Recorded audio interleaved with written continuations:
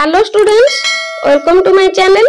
आज आम वीडियो रे सप्तम श्रेणी साहित्य बहिर कवि कुंतला कुमारी सावंत रचित कहिबी कथाटी पद भागटीर अभ्यास गुडी को करनेबा। प्रथमे एक नंबर क माँ पुओ को कौन कही संबोधन करिसेंती। एहार उत्तर होची माँ पुओ को बाप धन बाबू और गंठी धन आदि बोली कही संबोधन करिसेंती। ख धूली माटी रे पिला कौन सबु गड़ी थाए।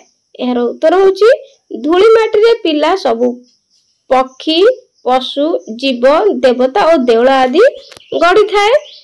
ग शारला दास काहेकि विख्यात। एहार उत्तर होची शूद्रमुनि शारला दास ओडिया महाभारत लिखिथिबारु से विख्यात। एही महाभारत ओडिया भाषार अमूल्य संपद अटे। घ प्राचीन ओडिशार केते जण वीरଙ୍କ नाम कुह। यार उत्तर होची प्राचीन ओडिशार केते जण वीर हेले अयर खारबल अनंग भीम देव कपिलेन्द्र देव और पुरुषोत्तम देव। ओडिशार तीनोटी प्राचीन मंदिरर नाम कुह। ओडिशार तीनोटी प्राचीन मंदिर सेगुडी कहले एक रे पुरीर श्री मंदिर बा पुरीर श्री जगन्नाथ मंदिर, भुवनेश्वर लिंगराज मंदिर एवं राजरानी मंदिर। 2 नंबर 2 बा 3टी वाक्य रे उत्तर लेख। क पुओ को लवणी पितुला कहिबार अर्थ कोन। एहार उत्तर होची लवणी अर्थ होची लहुणी, पितुलार अर्थ होची प्रतिमा। माँ स्नेह रे पुत्र संतान को तार अंगर कोमलता को विचार को नहीं लवणी पितुला बोली कहिबा यथार्थ अटे। ख ओडिया माने बड़ कारीगर थिले बोली कवि किपरि जणा पडुछंती। ओडिया माने बड़ कारीगर थिले बोली किपरि जणा पडुछि। एहार उत्तर होची प्राचीन ओडिशार शिल्पकला थिला गौरवमय। ओडिशार शिल्पी माने तयारी करिथिबा पुरी कोणार्क खिचिंग एवं भुवनेश्वर रे विभिन्न उत्कृष्ट मंदिर देखिले ओडिया माने बड़ कारीगर थिले बोली जणा पडुछि। ग पुओ को माँ प्राचीन ओडिशा विषय रे कहिबार उद्देश्य कोन। यार उत्तर होची प्राचीन ओडिशार गौरव गाथा ए जातिर महत्व को प्रकाश करिथाए। पुओ को माँ से समयर बा से विषय रे कहिबार उद्देश्य पुओ ता जातिर गौरव को बुझी पारिबो। घ पुओ किपरि ओडिया बोली गर्वर सहित मथा टेकी चली पारिबो। एहार उत्तर होची पुओ प्रतिदिन तार पूर्व पुरुषंक गौरवर कथा मने पकाई ओडिया बोली गर्वर सहित मथा टेकी चली पारिबो।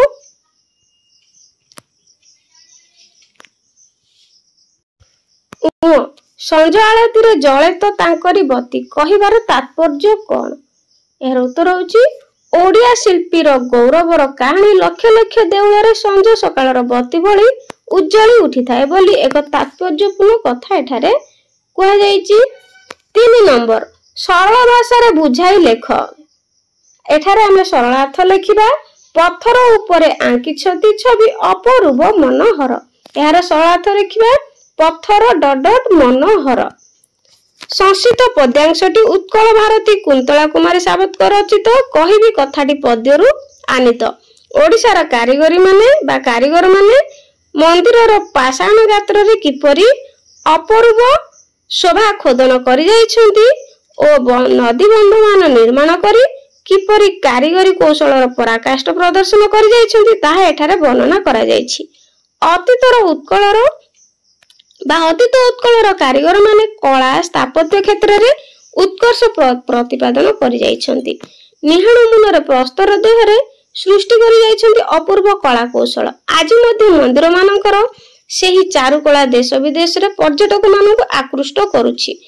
कोणार्क पुरी और भुवनेश्वर रो मंदिर मानकर थिबा उच्च मानर कला नैपुण्य दर्शक मानक विस्मय अभिभूत करूछि। महानदी और काठ जोड़ीर पत्थर बंध बिंदु सरोवर आदि पुष्करिणी मानकर निर्माण एवं मध्य ओडिया जातिर कारीगरी कौशलर मुख साक्षी रूपे दंडायमान। कवि एठारे उत्कलीय मानक तांकर गौरवपूर्ण अतीतर अध्याय स्मरण कराई देइछन्ती। प्रसंगटी मन छुआ। ख किए सरी हबो गुण ज्ञाने तांकु किए सरी हबो तेजे। एहार सरल लिखिबा किए डट तेजे। संस्कृत पद्यांशटी नारी कवि कुंतला कुमारी सावंत ରଚିତ କହିବି କଥାଟି ପଦ୍ୟରୁ ଆନିତ।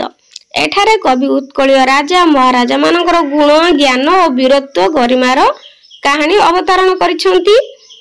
ଓଡ଼ିଶାର ପରାକ୍ରମଶାଳୀ ରାଜା ମାନଙ୍କ ମଧ୍ୟରେ ଗଜପତି ପୁରୁଷୋତ୍ତମ ଦେବ, ଯଯାତି କେଶରୀ, ଅନଙ୍ଗ ଭୀମ ଦେବ ଓ ଐର ଖାରବେଳ ଆଦି ଅନ୍ୟତମ। ଯୁଦ୍ଧ କ୍ଷେତ୍ରରେ ସେମାନେ ଅପୂର୍ବ ବୀରତ୍ୱ ପ୍ରଦର୍ଶନ କରି ଓଡ଼ିଶାର ସୀମାକୁ ଉତ୍ତରରେ ଗଙ୍ଗା ନଦୀ ଠାରୁ ଦକ୍ଷିଣରେ ଗୋଦାବରୀ ପର୍ଯ୍ୟନ୍ତ ବିସ୍ତୃତ କରାଇଥିଲେ। ସେମାନଙ୍କର ଶୌର୍ଯ୍ୟ ବିଜୟ ଶତ୍ରୁମାନଙ୍କର ହୃଦକମ୍ପର କାରଣ ଥିଲା। କେବଳ ଯୁଦ୍ଧ କ୍ଷେତ୍ରରେ ସେମାନେ ଭୟଙ୍କର ଥିଲେ ତା ନୁହେଁ, ପ୍ରଜାନୁରଞ୍ଜନ ଦ୍ୱାରା ସେମାନେ ଲୋକପ୍ରିୟ ହୋଇପାରିଥିଲେ। ସେମାନେ ଥିଲେ ଜ୍ଞାନ ଓ ଗୁଣର ପୂଜାରୀ। ନିଜ ଦରବାରରେ ଜ୍ଞାନ ଚର୍ଚ୍ଚା ପାଇଁ ବହୁ ପଣ୍ଡିତଙ୍କୁ ନିଯୁକ୍ତ କରିଥିଲେ। ଉତ୍କଳର ସାହିତ୍ୟ ସଂସ୍କୃତି ଓ କଳାର ଉନ୍ନତି ପାଇଁ ପ୍ରୋତ୍ସାହନ ଦେବା ସେମାନଙ୍କର ଚରିତ୍ରର ଅନ୍ୟତମ ବୈଶିଷ୍ଟ୍ୟ ଥିଲା। ସେମାନଙ୍କର ସମକକ୍ଷ ବୀର ଜ୍ଞାନୀ ଓ ତେଜସ୍ୱୀ ରାଜା ଦେଶର ବିରଳ ଥିଲେ। ଏପରି ପୂର୍ବ ବଂଶଧର ମାନଙ୍କୁ ଉତ୍ତରଦାୟିତ ଭାବେ ସେମାନେ ଗର୍ବିତ ହେବା ନିମନ୍ତେ ତଥା ସେମାନଙ୍କର ସ୍ମୃତି ଚାରଣ କରି ସେମାନଙ୍କ ଆଦର୍ଶରେ ଅନୁପ୍ରାଣିତ ହେବା ନିମନ୍ତେ କବି ପରାମର୍ଶ ଦେଇଛନ୍ତି। ପ୍ରସଙ୍ଗଟି ଶିକ୍ଷାମୂଳକ। ଗ ଓଡ଼ିଆ ବୋଲି ତୁ ମନେ ଗର୍ବ ବହି, ଚାଲରେ ଟେକି ତୋ ମଥା। ଏହାର ସରଳାର୍ଥ ଲେଖିବା।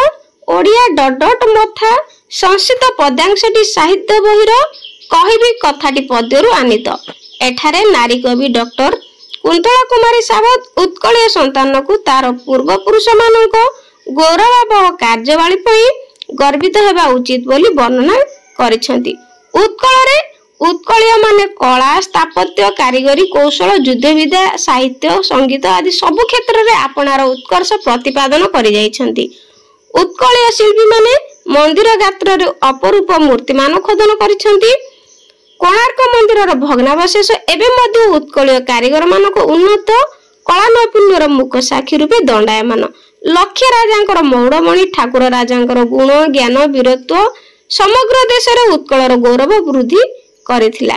ଗଜପତି ରାଜା ପୁରୁଷୋତ୍ତମ ଦେବ, ଅନଙ୍ଗ ଭୀମ ଦେବ, ଯଯାତି କେଶରୀ ଓ ଐର ଖାରବେଳ ଆଦି ରାଜା ମହାରାଜା ମାନେ ଉତ୍କଳର ସୀମା ବୃଦ୍ଧି କରିଥିଲେ।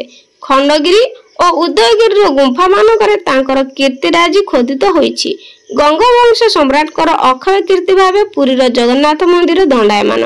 ସେହି ସବୁ ପୂର୍ବପୁରୁଷ ମାନଙ୍କର ଗୌରବ ଗାରିମାକୁ ମନେ ପକାଇ ଓଡ଼ିଆ ବୋଲି ଗର୍ବରେ ମଥା ଟେକି ଚାଲିବାକୁ ଓ ସେମାନଙ୍କର ଆଦର୍ଶରେ ଅନୁପ୍ରାଣିତ ହେବାକୁ ମା ତାର ସନ୍ତାନକୁ ଆହ୍ୱାନ ଦେଇଛି। 4 ନମ୍ବର ଦିଆଯାଇଥିବା ଶବ୍ଦ ଗୁଡ଼ିକର ଅର୍ଥ ଲେଖିବା। ଏଠି କ ହର୍ଷଉକାରେ କୂଳ, କୂଳ ମାନେ ବଂଶ, କ ଦୀର୍ଘଉକାରେ କୂଳ, କୂଳ ମାନେ ନଦୀ କୂଳ ବା ନଦୀ ତଟ, ଗ ହର୍ଷଉକାରେ ଗୁଣି ହେଲେ ସ୍ମରଣ କରି ବା ମନେ ପକାଇ, ଗ ହର୍ଷଉକାରେ ନରେ ଦୀର୍ଘଇକାର ଗୁଣି ହେଇଗଲେ ଗୁଣବାନ ବା ଜ୍ଞାନୀ। ସ୍ୱର୍ଗ କହିଲେ ଅଧ୍ୟାୟ, ସେହିପରି ସ୍ୱର୍ଗ କହିଲେ ସୁରଲୋକ ବା ଦେବ ନଗରୀ। ସ୍ୱର୍ଗ ଅର୍ଥ। 5 ନମ୍ବର ଲିଙ୍ଗ ପରିବର୍ତ୍ତନ କର। ଦିଆଯାଇଥିବା ଶବ୍ଦ ଗୁଡ଼ିକର ଆମେ ଲିଙ୍ଗ ପରିବର୍ତ୍ତନ କରିବା ଅର୍ଥାତ୍ ପୁଲ୍ଲିଙ୍ଗକୁ ସ୍ତ୍ରୀଲିଙ୍ଗରେ ପରିବର୍ତ୍ତନ କରିବା। ଗୋଷୀ ବାପା, ଏହାର ଲିଙ୍ଗ ପରିବର୍ତ୍ତନ କଲେ ଗୋଷୀ ମା, ପୁରୁଷ ନାରୀ, ଦାଦି ଖୁଡି, ବୀର ବୀରା। 6 ନମ୍ବର କରମ ଶବ୍ଦର ଅନ୍ୟ ରୂପ ଯେପରି କର୍ମ, ସେହିପରି ତଳେ ଦିଆଯାଇଥିବା ଅନ୍ୟ ରୂପ ଶବ୍ଦ ଗୁଡ଼ିକର ଅନ୍ୟ ରୂପ ଲେଖ। ଦିଆଯାଇଥିବା ଶବ୍ଦ ଓ ଏହାର ଅନ୍ୟ ରୂପ କିରତି ଅର୍ଥାତ୍ କୀର୍ତ୍ତି ଅନ୍ୟ ରୂପ, ହରସ ହର୍ଷ, କୌତୁକ କୌତୁକ, ନିରିମଳ ନିର୍ମଳ, ସରଗ ସ୍ୱର୍ଗ। 7 ନମ୍ବର ଶବ୍ଦ ଗୁଡ଼ିକ ଦେଇଛି, ଆମେ ବାକ୍ୟ ଗଠନ କରିବା ବା ବାକ୍ୟର ବ୍ୟବହାର କରିବା।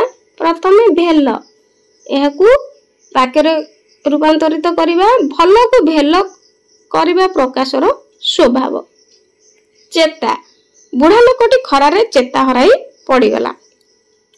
ତେଜ, ସୂର୍ଯ୍ୟଙ୍କର ପ୍ରଖର ତେଜ ଅସହ୍ୟ ଅଟେ। କୀର୍ତ୍ତି, କୀର୍ତ୍ତି କହିଲେ ଏଠାରେ ଆମେ ଲେଖିବା ଉତ୍କଳୀୟ ମାନଙ୍କର କୀର୍ତ୍ତି ବିଶ୍ୱ ବିଦିତ। ମନୋହର, ରାମଙ୍କର ମନୋହର ରୂପ ଦେଖି ଜନକ ଖୁସି ହେଲେ। 8 ନମ୍ବର 150 ରୁ 200 ମଧ୍ୟରେ ଶବ୍ଦ ମଧ୍ୟରେ ଉତ୍ତର ଲେଖ। 8 ନମ୍ବର କ ପ୍ରାଚୀନ ଓଡ଼ିଶାର କୀର୍ତ୍ତି ବା प्राचीन ओडिशार केउ कीर्तिराजीर कथा माँ निज पुओ को कहिसंती? एहार उत्तर होची अतीतरे उत्कलीय माने कला स्थापत्य साहित्य संगीत युद्ध विद्या वाणिज्य व्यवसाय आदि सबु क्षेत्र रे आपनार उत्कर्ष प्रतिपादन करि जाइछंती। प्राचीन उत्कलर राजा महाराजा माने बहु राज्य जय करी उत्कलर सीमा वृद्धि करथिले।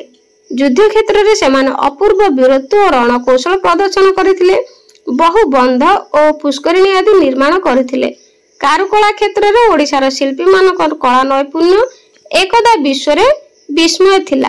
कोणार्क मंदिरर भग्नावशेष उत्कलीय कारीगर मानक उन्नत कला नैपुण्यर मुख्य साक्षी रूपे दंडायमान।